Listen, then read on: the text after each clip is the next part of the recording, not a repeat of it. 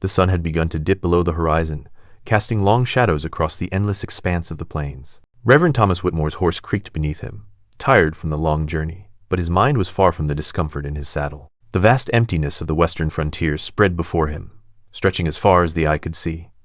It was a land of extremes, the dry winds, the harsh sun, and the constant battle against nature. But it was also a place where hope was desperately needed, where people like him were called to bring light into the darkness. At 28, Thomas was young by the standards of the frontier, though his experiences had aged him far beyond his years. His sandy brown hair had been growing longer, curling at his collar, as he had not been able to afford a proper cut in months. His eyes, a steely gray, had seen enough suffering in the past few years to dim the vibrancy of youth. Yet despite all he had faced, heartbreak, loss, and the toll of endless traveling, there was still a quiet resilience in him, a strength he couldn't quite shake off. Thomas had once been a man of certainty, a preacher with a congregation in street. Louis, a life of purpose and respect. But that had all unraveled when he fell in love with a woman promised to another. She had chosen security over love, and in that crushing moment, Thomas realized his faith and convictions had not been enough to hold on to the one thing he had believed would never falter. So, he left it all behind: the church, the city, and the life he had carefully built, and he set out into the vast unknown, not sure of what he was searching for anymore. He had wandered for months, moving from town to town, offering prayers and comforting souls who lived in the wilderness.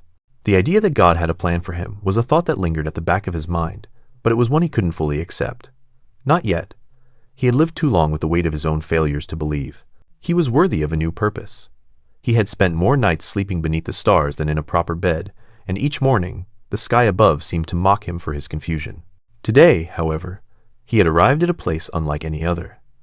The ranch stretched out before him, surrounded by a thick wooden fence that stood taller than any he had ever seen. The gate was built of sturdy iron, its posts standing like silent sentinels against the wind. This was no ordinary farm or homestead. The land had been shaped into something larger, more formidable. As Thomas approached the gate, he noticed the silence. There were no animals in sight, no workers tending to the fields. It was as if the place were abandoned, yet the ranch house stood at the center, alive and imposing. His horse's hooves kicked up the dry earth as he urged the animal forward, his thoughts consumed by the strange nature of this ranch. The stories he'd heard in the nearby town about Clara Thornwood, the woman who owned this place, had only added to the mystery. Rumors swirled about her that she was a giant, that she had more strength than any man could ever hope to match, that she had built this ranch herself from the ground up. But no one truly knew her. No one had ever been allowed to get close enough. The townspeople spoke in hushed tones when her name was mentioned, their voices tinged with fear, respect, or something else that Thomas could not place. He had heard her name once or twice while in town, and curiosity had drawn him to this ranch. Perhaps she was one of the souls he was meant to comfort, or perhaps God had led him here for reasons he could not yet understand. As he approached the massive wooden door of the ranch house, Thomas hesitated for a moment. It loomed before him like an open mouth, inviting him into its unknown depths. He had traveled long distances in search of a place to rest, a place where he might find some peace for his restless spirit. But he had never encountered a place like this. His hand reached for the door, but before he could knock, a deep voice rang out from the other side, its tone commanding and unwavering. "I can hear your breathing through the door, stranger. State your business or move along." Thomas froze, his heart racing. He had expected to encounter a woman of great stature, but the voice that greeted him sounded even more powerful than he had imagined. It was not just a voice, it was a force of nature, rolling through the air with a kind of weight that demanded attention. Swallowing his nerves, Thomas cleared his throat and replied, his voice steady despite the surprising tension he felt. "Forgive the intrusion, ma'am. My name is Reverend Thomas Whitmore. I'm traveling through these parts, and I was hoping to find shelter for the night. Perhaps in your barn, if you would permit it." There was a pause on the other side of the door, an unspoken assessment. Thomas couldn't tell if the woman was deciding whether to let him in or not, but the silence hung heavy for several long moments. Then, the door creaked open, and what he saw nearly took his breath away. The woman who stood before him was indeed a giant, easily 9 feet tall, towering over him by a clear foot. Her body was broad and strong, her arms thick with muscle, her posture regal, as if she were a queen presiding over her kingdom. She wore men's work clothes that fit her like a second skin, the sleeves of her shirt straining against the raw power beneath. Her hair, the color of golden wheat, cascaded down her back in waves, and her piercing blue eyes glinted with an intelligence that was both unsettling and captivating. She regarded him for a long moment, her gaze unwavering, as if she were measuring his worth in a single glance. "A preacher," she said, her voice a mix of curiosity and something else, something Thomas could not quite place. "And here I thought I had seen every type of man in these parts. We don't get many of your kind out here, Reverend. Most folks who carry Bibles don't much care for people like me." Thomas met her gaze directly, his voice calm despite the strange discomfort that curled in his chest. "I assure you, ma'am, I judge no one. We are all God's children, regardless of our circumstances." She gave a low, rumbling laugh, a sound that seemed to vibrate in the air. It was not a laugh of amusement, but one of challenge, a laugh that rang with the weight of years spent fighting against the world's judgments. "God's children," she repeated. "That's rich, preacher. Tell me, what does your God think of a woman who stands taller than the trees and stronger than 10 men combined?" Thomas could feel his face redden slightly, but he held his ground. "I believe he made you exactly as he intended, ma'am, and I believe there is a purpose in everything he creates." The woman's eyes narrowed, as if she were trying to understand him, trying to see past his words and into his soul. Finally, she stepped back and gestured with one enormous hand toward the interior of the house. "The name's Clara Thornwood," she said, her tone no longer mocking but steady. "This is my ranch, all 3,000 acres of it. I built every fence post, raised every building, broke every horse on this land with these hands." Thomas stepped cautiously inside, taking in the vastness of the space. Everything inside was built to accommodate Clara's impressive size. The furniture was massive, a table that reached his chest, chairs with seats so high he would have needed a ladder to sit comfortably, and a fireplace that could have roasted an entire herd of cattle. He had never seen anything like it. Clara moved through the house with ease, her steps measured and confident, her presence filling the room. She set a bowl of food in front of him, and Thomas hesitated for a moment before picking up the massive spoon she had provided. Despite the size difference, he felt an odd sense of calm around her, as if she had a power beyond physical strength. He could see the scars on her hands, thick, rough calluses from years of hard labor. But it was the way she carried herself, the way she held her gaze steady and unflinching, that made Thomas feel small in comparison. "Eat," she said, as if it were a command. "You look half-starved." He nodded and dug into the stew, aware of how awkward his movements seemed in the massive chair. Clara watched him closely, her piercing eyes never leaving his face. "Tell me, preacher," she asked, her voice low and deliberate, "what brings a man of God to the edge of nowhere, running from something or running toward it?" Thomas swallowed, then met her gaze, trying to steady the weight of her scrutiny. "Neither, Miss Thornwood. I go where I am called. There are souls in need of comfort throughout these territories, and someone must bring them hope." Clara's lips twisted in a wry smile, but there was no humor in it. "Hope," she repeated. "That's a pretty word, Reverend. But out here, hope doesn't mend fences, or break horses, or keep the winter cold from seeping into your bones." Thomas set down his spoon, meeting her eyes directly. "And yet, Miss Thornwood, I believe hope is exactly what this world needs most." The air between them shifted, the weight of their conversation settling in. Both were searching for something whether they knew it or not. Clara stood abruptly, her immense form casting a shadow across the room. "It's late. You need rest. I'll show you to the guest room." Clara led Thomas down the long, narrow hallway of her ranch house, the silence between them heavy and contemplative. The air smelled of wood, dust, and the faint scent of something cooking in the kitchen. Each of Clara's steps seemed to shake the floor beneath them, the weight of her presence undeniable, like a mountain moving through space. Thomas felt a strange mix of awe and discomfort. He had never been around someone quite like her, a woman so powerful and so utterly at home in her own skin. She paused at the door at the end of the hall and turned to him. "Here," she said simply, pushing the door open with ease. The guest room was as oversized as the rest of the house, the furniture built for someone with Clara's stature in mind. The bed was enormous, likely capable of fitting 4 or 5 people of Thomas's size. The chest of drawers was thick and sturdy, and the wash basin sat on a pedestal so high Thomas had to stretch to reach it. The room was quiet, serene, and dimly lit by an oil lamp on a table beside the bed. "You'll find clean linens in the chest," Clara said, gesturing to a large wooden chest near the foot of the bed. "I'll leave you to get some rest. Breakfast is at dawn. Don't be late." Thomas nodded, still processing everything he had witnessed since stepping onto her land. He wasn't used to such an imposing, yet strangely comforting presence. As Clara turned to leave, he felt the weight of her departure. "Thank you, Miss Thornwood," he said quietly. Clara paused at the door, her massive frame blocking the light from the hallway. She glanced over her shoulder, her blue eyes meeting his with a mixture of something Thomas couldn't identify. "It's Clara, preacher. No need for the formalities." Then, without another word, she left, closing the door behind her with a soft thud. Thomas stood for a moment in the center of the room, trying to gather his thoughts. He had been traveling alone for so long that the prospect of even a short conversation with someone who wasn't an anonymous face in a dusty town felt strange. But Clara Thornwood was no ordinary woman, and her life, it seemed, was anything but ordinary.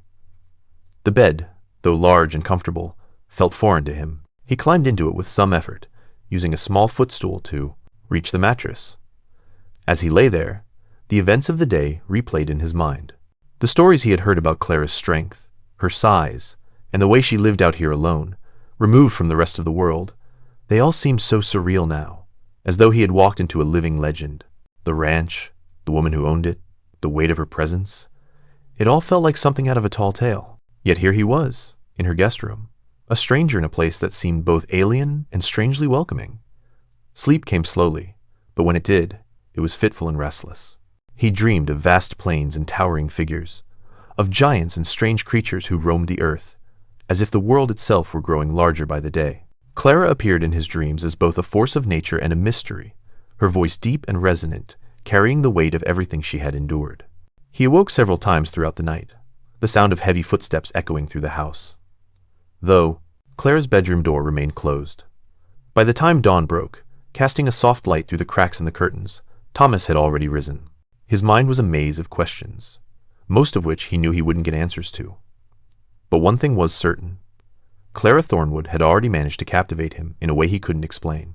He had seen many things in his life, but nothing quite like this. He dressed quickly, feeling the strange awkwardness of his own size in this giant's house.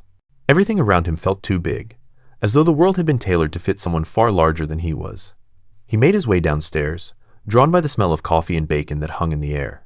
The kitchen was just as massive as the rest of the house, with a stove that could have fed an army and an enormous table in the center. Clara stood near the stove, her back to him, a large pot of coffee bubbling on the burner. "Morning, preacher," she said without turning around. "Help yourself. Coffee's on the table." Her voice carried that same commanding presence, but there was no mockery in it now. The tension from the previous evening had dissipated, replaced by a strange sense of familiarity, as if they had known each other far longer than just a few hours. Thomas took a deep breath and made his way to the table, where a cup the size of a small bowl sat waiting for him. He filled it with the steaming coffee and tasted it cautiously. It was rich, bold, and strong, just what he needed to clear the fog in his mind. Clara set a plate of food down in front of him, a stack of eggs and bacon that would have fed 2 or 3 people back home. Thomas felt his stomach growl in response, the hunger from his travels finally catching up to him. He dug into the food, feeling the weight of Clara's gaze on him as she settled into a chair across from him, her massive frame nearly dwarfing the furniture. "So, what's your story, preacher?" Clara asked her, eyes never leaving him. "You've been traveling these parts for a reason, but I have a feeling you're not just passing through for the good scenery." Thomas hesitated, spoon halfway to his mouth. He wasn't used to sharing much about his past. The wounds were still fresh, the pain of losing everything he had worked for still raw, but there was something about Clara that made him feel compelled to open up, to be honest in a way he hadn't been in years. "I used to have a congregation in Street Lewis," Thomas began, his voice quieter than he intended. "I was a preacher there, a man of respect, of purpose, but I lost my way." He paused, trying to find the right words. "I fell in love with a woman who wasn't mine to have. She chose security over love, a future with a man who could give her everything I could not, and I couldn't compete with that." Clara listened intently, her expression unreadable. For a moment, the only sound was the quiet crackle of the fire in the hearth. "I left it all behind," Thomas continued, the words spilling out now. "I left the church, the city, the life I thought was meant for me, and I've been wandering ever since, searching for a purpose I'm not even sure I deserve." Clara's expression softened ever so slightly, but she said nothing. She simply watched him, her blue eyes piercing through him as though she were reading the unspoken parts of his heart. God led me here, Thomas said quietly, though it felt like he was speaking to himself more than to her. But I'm not sure why. I don't know if he has a plan for me anymore. I'm not sure I'm worthy of it. There was a long silence before Clara finally spoke, her voice low and calm. You're not the only one searching for something, preacher. We all are. And some of us get stuck along the way, thinking we're too broken to find our way back. But you're still breathing, still walking this earth. That means there's something left for you. Thomas looked up at her, his heart swelling with a mixture of gratitude and confusion. There was something in her words that resonated with him, something that made him feel less alone in his struggle. He didn't know if it was her strength or simply the honesty in her voice, but for the first time in a long while, he felt like maybe he could believe again. As he finished his breakfast, Clara stood up and stretched, the movement of her arms so fluid and powerful it almost looked effortless. She turned to him, that same commanding presence returning. We've got work to do today, she said. You came here asking for shelter, but I don't keep freeloaders. You'll work for your keep. There's a fence line to fix up north. Posts need replacing, wire needs stretching. You help me with that, and you can stay the night again. Thomas looked at her, surprised by the sudden change in tone. He had expected to spend the day resting, recuperating from the journey. But it seemed Clara was a woman who didn't believe in idleness. I'll help however I can, Thomas replied, standing and dusting off his trousers. Just point me in the right direction. Clara smiled, though it wasn't a smile of warmth. It was a smile of someone who expected hard work, who didn't believe in taking shortcuts. Good.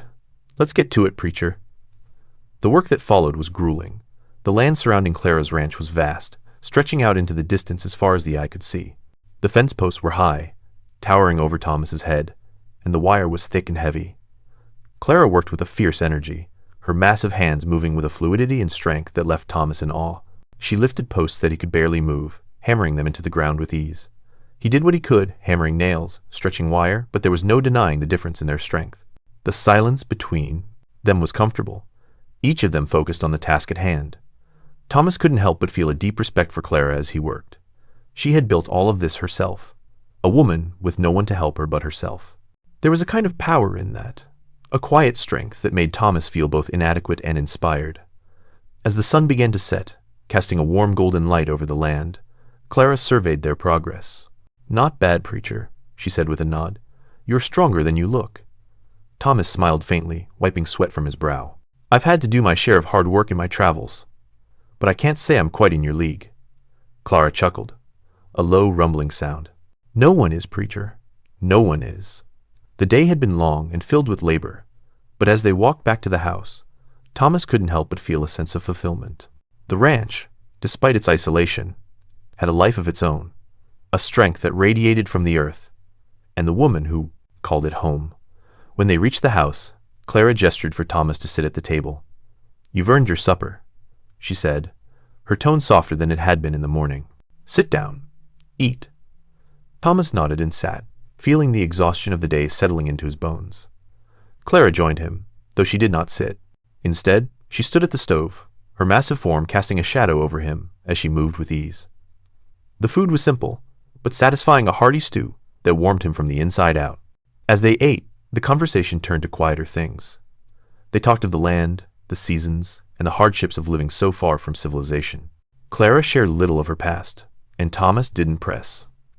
There was something in her eyes, a kind of quiet pain that she kept locked away. But Thomas could see it, the way she avoided certain topics, the way she spoke of loneliness without ever admitting it. He didn't know what had brought him here, or why God had led him to this strange, powerful woman. But for the first time in a long while, he felt like he had a purpose again. He didn't know how long he would stay, but he knew one thing for sure. Clara Thornwood had already changed his life. As the days passed on Clara's ranch, Thomas found himself drawn deeper into the rhythms of her life. What had started as a simple need for shelter had turned into something far more profound. Each day was filled with labor mending fences, tending to the animals, working the land. But with every task, Thomas began to feel more connected to the place, to Clara, and to a sense of purpose he hadn't felt in years. Their conversations, though still few, grew longer. Clara spoke of the land with the reverence of someone who had built something out of nothing, a fortress against the world that had too often rejected her. She spoke of the struggles she'd faced, the men who had underestimated her, and the loneliness she had fought to endure. But always, there was an undercurrent of something more, a hint of vulnerability that Thomas had begun to notice. Clara never asked about his past. She let him share what he wanted to, but she did not push him. And that was something he had come to appreciate. She understood what it meant to carry your burdens in silence, to survive despite the world's cruelty. It was an understanding that ran deeper than words. One morning, as they worked to reinforce a section of the barn that had been damaged in a storm, Thomas found himself watching Clara as she swung a heavy hammer. Her muscles rippled beneath her shirt. Her face set in a determined expression.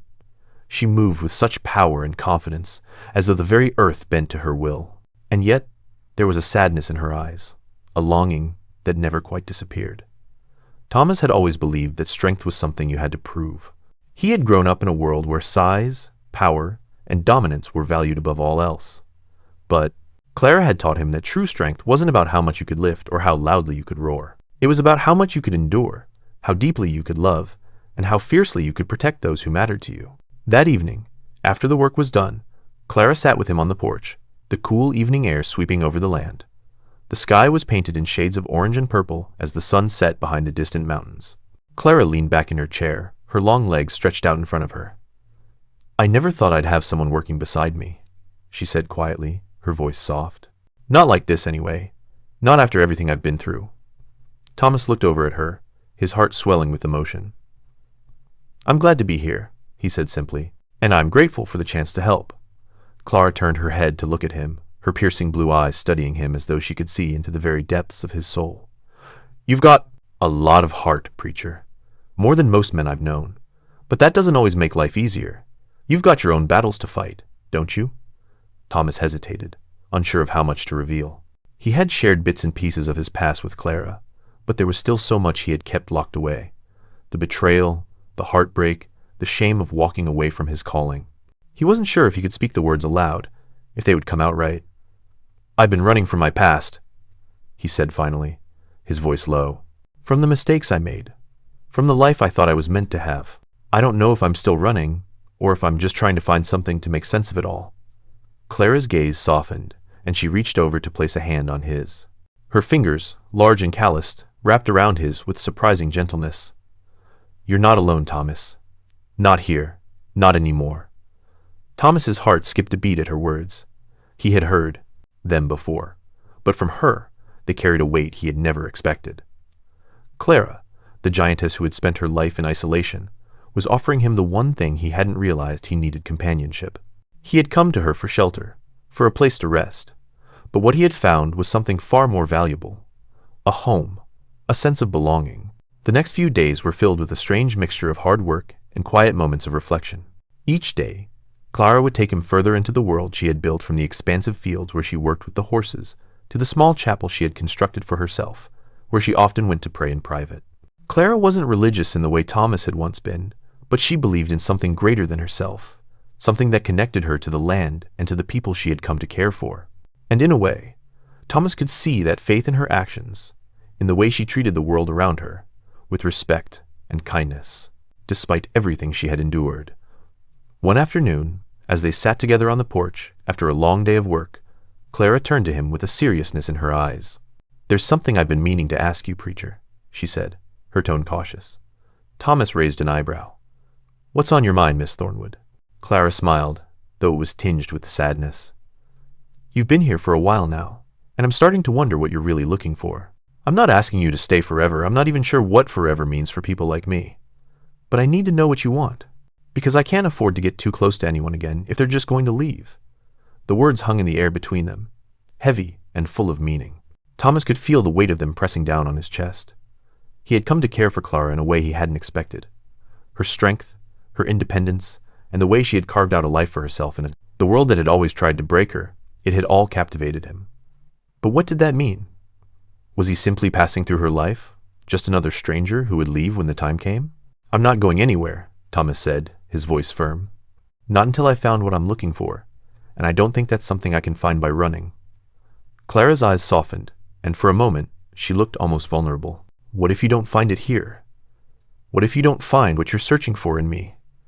Thomas leaned forward, his hands resting on his knees as he looked into her eyes. "Then I'll keep searching, but I'm not leaving until I've looked everywhere. For the first time in days, Clara smiled, and this time it was genuine. "You're a stubborn man, Reverend Whitmore," she said, shaking her head. "But I think I'm starting to understand why you came here." The days turned into weeks, and Thomas continued to help Clara with the work on the ranch. He had never felt more at peace with his life, even though the uncertainty of the future lingered in the back of his mind. He had no idea what tomorrow might bring, but for the first time in a long while, he felt like he had a purpose again. One evening, as they stood on the porch watching the sun dip below the horizon, Clara turned to him with a thoughtful expression. "I've been thinking," she said, her voice quiet. "Maybe you're right. Maybe there is something to this whole not running thing." Thomas looked at her, sensing a shift in her mood. "What do you mean?" Clara hesitated before speaking again. "I've spent so many years trying to prove that I don't need anyone, that I can do everything myself. But maybe I've been wrong. Maybe I don't have to do it all alone." Thomas's heart swelled at her words. "Clara, you've never been alone. Not really. You've always had this land, these animals, and yourself. But maybe now you've got something more." Clara smiled, her expression softening. "Maybe, but only if you're willing to stay and see it through." Thomas stood beside her, feeling the warmth of the moment settle over them both. "I'll stay. For as long as you'll have me."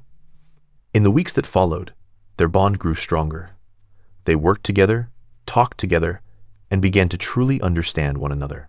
Clara no longer saw herself as a solitary giant, an isolated woman who had to fend for herself. And Thomas, for the first time in years, felt like he had found his place in the world. The world outside Clara's ranch was still filled with uncertainty, but Thomas knew now that he had found something worth staying for.